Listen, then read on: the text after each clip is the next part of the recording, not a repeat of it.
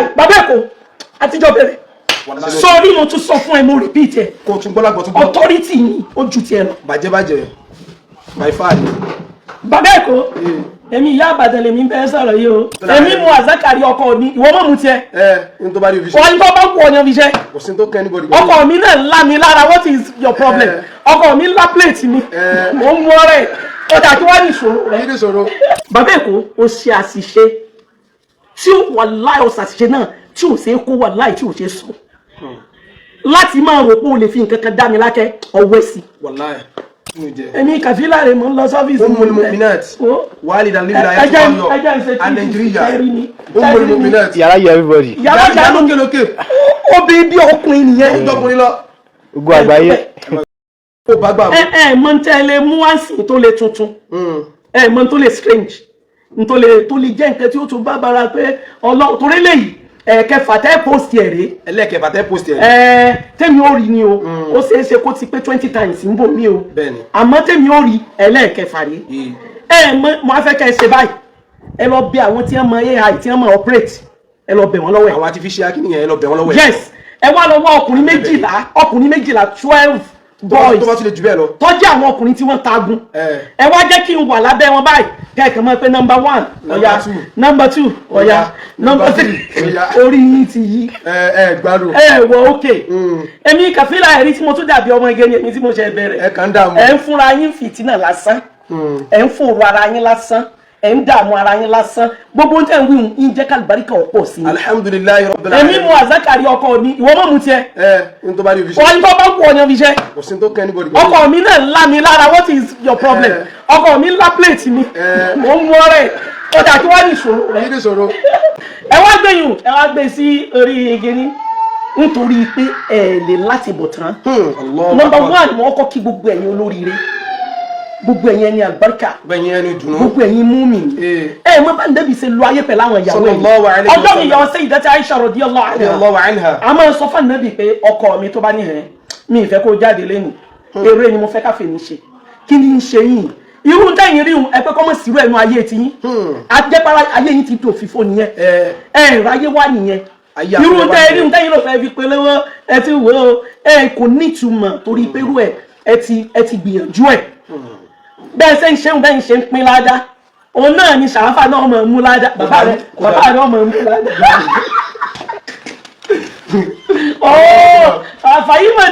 Fàyímà bàbá rẹ̀ ọmọ pín ládá yìí Mùṣáràfù wà lè ké o Mùṣáràfù náà sẹ́gbẹ̀ẹ́ mi báyìí ipe iṣẹ́ yìí Ṣàráfà ni kò sí bàbá yìí sì jábá bẹ́ẹ̀ yẹn dáadáa bàbá yìí sì jábá torí wọ́n bẹ̀rù rẹ̀ lóun náà lọ́wọ́ yẹn ó lóun lè jẹ́rú ẹ̀. Allahu akbar. ó ní torí Fàyímà pẹ̀lẹ́ sorry ara tí bàbá yín dá ṣe ti pé Fàyímà ó dá mọ́ lọ́nu lè mọ́ bínú sọ́gbọ́ ẹ̀ẹ́dọ̀ mọ́ pé ládá yẹn ni kò dé ní kò affect nǹkan kan nù sẹ́mi mi kò dín nǹkan kan lọ́wọ́ náà yé náà ó lékún ni wàláhì tàlá àwọn oníwákà àwọn zùmùrà yẹn mọ́ dáa wọn ní jojúmọ́ lóore lékún.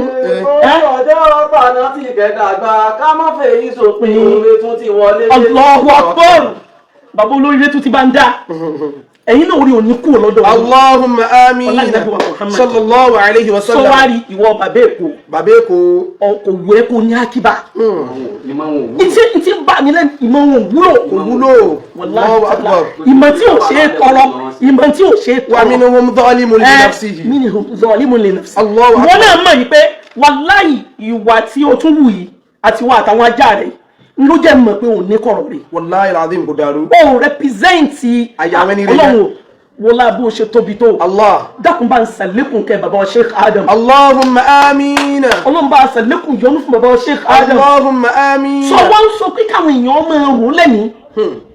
kí ló ń ṣe é àwọn bàbá olóríire tí wọ́n ṣe ayé rẹ̀ wallahi sọ́ọ́dí lè búra ló kọ́ Ọlọ́run tó tóbi. yóò tó ẹ̀mẹ́wàá tí Sheikh Adam wọnú ilé àwọn tó bí mi. Allahu akbar. tí Sheikh Adam bá ti wá dé tí wọ́n bá ti dé tí wọ́n bọ́ bàtà láti títì bàbá ni ó ti wá bọ́ bàtà láti inú ilé wọ́n wà fẹsẹ̀ rìn pàdé ara wọn. Allahu akbar. kálukọ́ wà máa wúra rẹ̀ lẹ́lẹ̀. Allahu akbar. Ọlọ́run gbogbo wọn bàbá àbáyé gbogbo àwọn olóríire ṣé n tó ní ìṣòro yìí náà ni pé kí n má bàa sọ̀rọ̀ rọ́bìtà mọ́ ó ṣe mistake tó pọ̀ wallahi taala ó ṣe àṣìṣe tó ga tó tóbi ṣé nítorí ikú o ti wá ní tí èṣe tiẹ̀ o ti hún mọ́ rẹ̀ bàbá Èkó ó ṣe àṣìṣe tí ó wà láì ó ṣàṣìṣe náà tí ò ṣe é kó wà láì tí ò ṣe é sọ láti máa rò pé o lè fi nǹkan kan dá mi lákẹ́ ọwọ́ sí wàláhì Olúwa tó dá mi ládàá pé alhamdulillahi rabbil alamin Ọlọ́run dá mi pé ó pẹ̀lú mi ó ṣàánú mi alhamdulillahi rabbil alamin agatẹ́lẹ̀ dancing is not strange tí a bá ń sọ̀rọ̀ ibẹ̀ nígbà náà ẹ dákun ta ló lú ẹ tí ò ní kú Allahu ẹ lọ́rùn pé akbar ìjọba bẹ ẹ̀sọ́ jáde gbogbo wọn tá a bá àwọn tá a ti abáláyé àwọn tá a ti dáyé ṣáájú àwọn yẹn ń kọ ọ̀rọ̀ rẹ tí ò fi yà mí lẹ́nu torí bá mò ń ṣe Quran lóru na'am ìgbà mo á ka Quran débi àyà tí mo ní kó wí tí mo ثم أورثنا الكتاب الذين اصطفينا من عبادنا ومنهم ظالم لنفسه ومنهم مقتصد ومنهم سابق بالخيرات بإذن الله ذلك هو الفضل الكبير sórí ìgbà mo wá ka Quran الله أكبر tí mo wá ka dé stage yẹn mo wá wò pé wọ́n lọ́hùn irú àwọn wo lájọ ń gbáyé الله أكبر ó ní pé ákírù zaman tó lọ sọ àsìkò ẹ̀ lọ́wọ́ láwa tí ò sí ṣàkù níbẹ̀ iyèméjì ò sí níbẹ̀ torí pé ní tí ọba ròyìn pé ó yẹ kí lèyìn onílà àkáyè tí ó fi tó ayé ìwọ tí òun tiẹ̀ nílà àkáyè débi pé ńgbà tí takaburuku ẹ̀ tán tó ń wúra rẹ ló pe ara rẹ ìfẹ́ lọ́lọ́ tanubá àwọn tí wọ́n bá nẹ́bí lò wá. Allahu àwọn akbar sàhábà kìrá orí bó tó tóbi jù. ọjọ́ náà ni mo ti mọ̀ pé o ti tán. Allahu akbar ṣé mi sọ́rí. wàláyé sọ. wọ́n láì mú ní ọkùnrin yìí ọkùnrin yìí mọ̀ ní problem bàbá Èkó yìí mọ̀ ti ní ìṣòro àbí kí ló ń ṣe ọkùnrin yìí àbọ̀wá ti gbàgbé báwọn ẹni àná ṣe ṣe ni àbọ̀wá ti gbàgbé bí ìwọ tó ṣe yẹn ká wá lè mi. àwọn tá a tó bá tàwọn sàhábà. àwọn wọn ká lè mi máa wo gbogbo oríṣiríṣi àwọn tó ti ṣe ọ̀kan nìyẹn.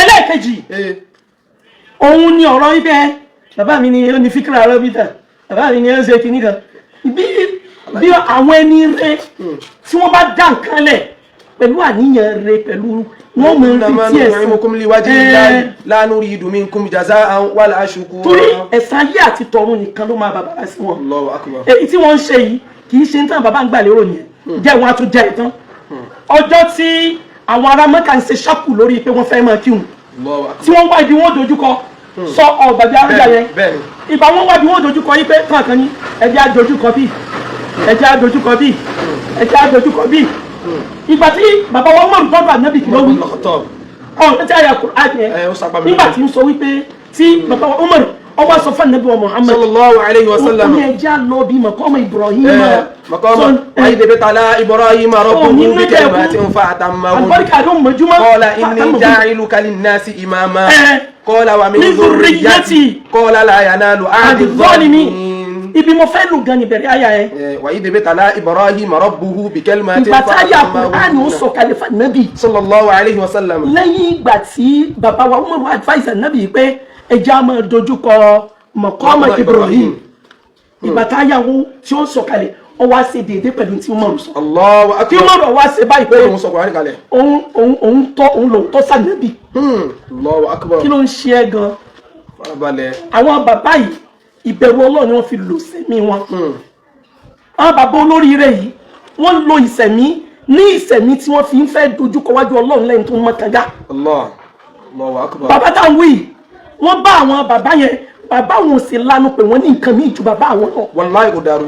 ọ̀rọ̀ bàbá Sheikh Adam ọlọ́mọ àṣàlékún ìkẹrẹ amina ya Allah. bàbá ọ̀lanu pé àwọn bàbá àbásùnú ni o bàbá ẹlẹ́sìn mẹ́ta ni o bàbá wa Ahmadu Rufai Òkè Àrẹ ni o àwọn bàbá wa Alukuburo ni o bàbá wa níta ọ̀kọ́rá ọ̀nà ní básùnú bàbá wọn lanu pé wọ́n ní nǹkan ní ìjọba bàbá lọ torí wọ́n bá wọn bí ẹ ti ń ṣèpàdé ẹ̀sìn. Allahu akbar. kí ló ń ṣe é o. bàbá Èkó. so n ti bẹ́lẹ̀ mi ẹ̀ sìn ó ní pé nǹkan yóò wé e dáhùn wọ́n àtàwọn ajẹ́ ẹ̀ tó bẹ́ẹ̀. wàláhì ò tó bẹ́ẹ̀. mẹ́ta la yóò tó bẹ́ẹ̀. kí ló wí. ó náà lẹ́nu ní ibẹ̀. wọ́n wàláhì tẹ́lẹ̀ wọn tó bẹ́ẹ̀. ẹ̀ tó bẹ́ẹ̀. sọ́ọ́rí mo tún sọ fún ẹ mo repeat ẹ. kò tún gbọ́dọ̀ gbọ́ tún gbọ́. authority ni ó ju tiẹ̀ lọ. bàjẹ́ my father. bàbá Èkó èmi ìyá Ìbàdàn lèmi bẹ́ẹ̀ sọ̀rọ̀ yìí o. bàbá Èkó máa gbọ́ dáadáa. ìlú Ìbàdàn tí wọ́n bí mi sí. ìlú tó lámìlaka. ìlú Ìbàdàn tí mo ti ní mímọ̀. ìlú Ìbàdàn tí mo ti dèèyàn tí mo ti wá kárí ayé. alhamdulillahi rabbil alamin. èmi ò fogun sákò níbi wọ́n ti bí mi o. ibẹ̀ náà mo ti dèèyàn. Allahu akbar. jẹ́ kó máa yí ẹ kó máa gbọ́ sétí. ìwọ àtàwọn ẹjẹ́ kẹjọ máa jẹ́ wọ́n ní dákẹ́ lánàá. ọ̀rọ̀ tí ìgbà mo fi tí mo fẹ́ máa ṣàlàyé ọ̀rọ̀ wọ́n á pè wọ́n á bẹ̀bẹ̀ wọ́n ní wàá mọ sísẹ́mù wọn ṣe ń sọ fún ẹ. tí wọ́n bá ti rí i pé ẹnìkan ti àtáàkì àwọn lórí àbúrú táwọn ṣe wọ́n wà pinra wọn sí méjì. Allahu akbar. wọ́n wà ní ẹ̀yìn ẹ̀ lọ́ máa sọ fún pé kọ́ mọ́ bínú. ẹja wa kan máa jà lọ. ẹja wa kan máa pa ló kọjá lọ. Allahu akbar. bí ẹ ti máa ṣe nìyẹn. òsì tó tóbi munafik. gbogbo wa munafikun ìwà kàfírún ìwà zalimun àwọn ni wọ́n ní. èmi bá dáalé ọ̀rọ̀ náà dàbí ọ̀rọ̀ Muawiya àti Sayyidina Ali. labbaik Allahumma labbaik. ọ̀rọ̀ yẹn wá dàbí ọ̀rọ̀ yẹn kí ló ń ṣe yín o. èmi kàfílà rẹ̀ mọ̀ ń lọ sọ́fíìsì. Ummul mu'minat walidan lillahi ayatollah and Nigeria. Ummul mu'minat. yàrá yẹ everybody. yàrá yàrá lókè. obìnrin bí ọkùnrin nìyẹn. ó dọ́kùnrin lọ. ogun àgbáyé. bàbá èkó àtijọ́ bẹ̀rẹ̀. wàláhì.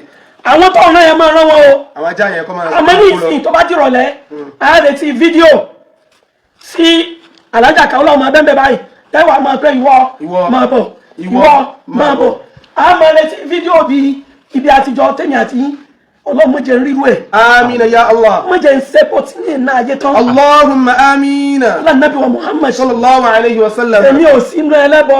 alhamdulillah. mi ní sẹ́pọ̀ tí ní ẹ̀ lọ bọ́lọ̀. amina ya Allah. àtúnjọ pàdé. ẹ̀yin ọmọ Abdulaziz dàpọ̀ Abdulaziz wà. Alhaji Abdulaziz. ẹjọba ń gbé mọ́tò ilé. mọ́tò ilé jáde. ilé la máa gbé tún fi hàn wọ́n. sórí orí yín ok ó ti ẹ̀ ti wà ní mọ́tò. ọlọ́yà. Abdulaziz ọ̀yà ọmọ tá a jọ ń lọ dà. ọ̀yà. ilé ìgbàlá ń gbé. Ummul mu'minat. Ummul mu'minat walidan lillahi ayatollah. mọ̀ ń dẹ̀. and Nigeria. ọ̀yà ti sọ̀rọ̀ ní ìpàdé. náà.